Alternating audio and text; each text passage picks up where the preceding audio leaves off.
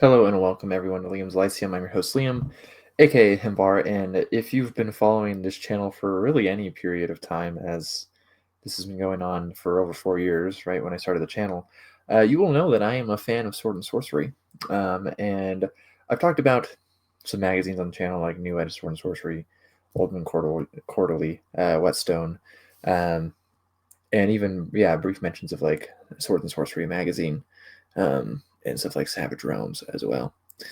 And those are all good publications that you should read with different approaches, in a sense, to the genre, if you will. So some more your speed and others less so, depending on you. But I wanted to take the time to mention one that is new, new challenger has approached essentially, and that is Goblins and Galaxies, which is issue 0 that came out not that long ago. And Goblins and Galaxies, not strictly sword and sorcery. I mean, I would say it's like kind of just weird, but strictly speaking, if you look at the greetings, dear readers, it mentions that it is a quarterly showcase of sword and sorcery, dark fantasy, and science fiction stories and art. And of course, there's a good amount of art in here as well. Very interesting cover, and then some of the earlier drafts of that cover to your halfway point. And there's only one story in here that's strictly really sci-fi. Most of these do, I would say, fall rather into sword and sorcery vein. Not all of them. I just wanted to briefly talk about the issue that is. And I was not asked to do this, by the way, but I just like doing it myself. So We Happy Few by Alex Langer is the opening story, and it is lyrical and visceral, kind of recalling of the dead and glory lack of battlefields like Agincourt or Somme, right? There are allusions, I would say, to past events and a curse to the future, in a sense. It's really short, it's really sweet. Then we also have things like Tournament and Frau by Rick Hoskin, a tale of Onyx and Rage, who I'm unfamiliar with, but they are both elves and fleeing to Frau, where it turns out is a tournament with other cities that Frau always loses. The king has been losing his grandchildren one by one at each tournament, and it's a really rather dark tale, pretty gripping, but again, pretty dark. But with a nice end, I would say, to some of the darkness. I mean, there's other ones in here, like One More Song is next by Marissa Pichette, about a guy named or a person named Sai or Kai in a labyrinth of song and bone. This one's less sword and sorcery, more just dark fantasy. And then we have The Hexbreaker and The Rogue by Rajiv Mote. It's quite the build-up for a surprising ending, pretty enjoyable, different from the other stories. You have A Lot When Conquered by Death, or Conquered Death by Sarah Powling, which I would say is sword and sorcery as well. A Robot, Babysitter Murders, which is kind of like weird sci-fi. And then all enjoyable to some degree. My favorites throughout this, and this is a very short.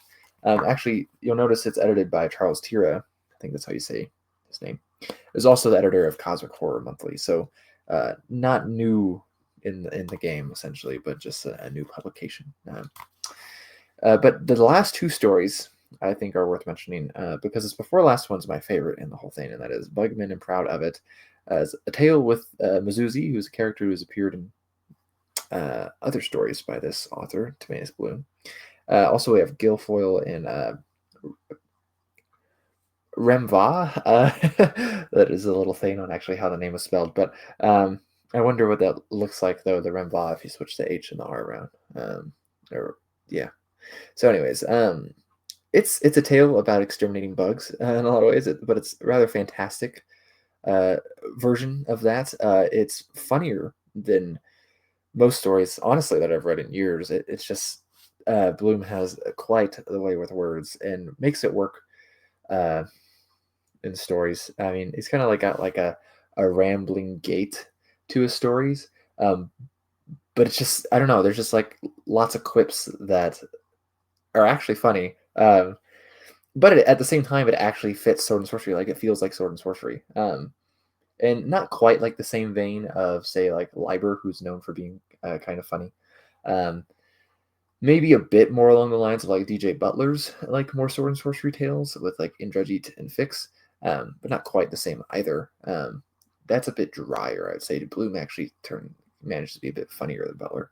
But it's a weird cosmic vibe, and it's just, I don't know, it kind of spins it on its head. Not that he's trying to be like deconstructive or anything, or maybe he is. I don't know. Take that as you will. I think either way, I think it's a very entertaining tale, and worth the volume, which is worth it just for that one, I think. But last actually is a section called Unearthed, and is a tale of old that fits into this sword and sorcery-esque type of stuff, and that is, in this case, it is The Lute of Bob Masharna by Lord Dunsany. I had not read this one actually before. I've enjoyed some of Dunsany's longer things, also some of his shorter works. And while not my favorite, I mean, this is from his Book of Wonder.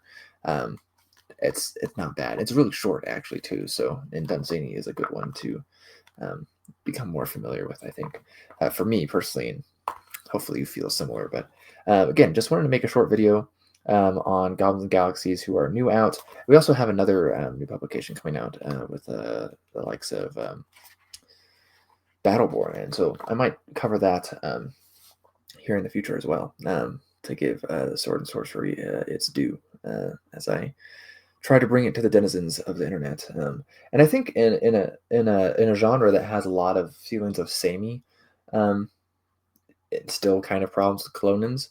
I think Goblins and Galaxies does set itself apart with being a little bit more on the weird side of things, maybe a bit more. It doesn't quite read. None of these stories really quite read like him, but in essence, in a sense, reading a bit more like Clark Ashton Smith or something like that. We'll see what comes from the later issues, as I know they had an open call.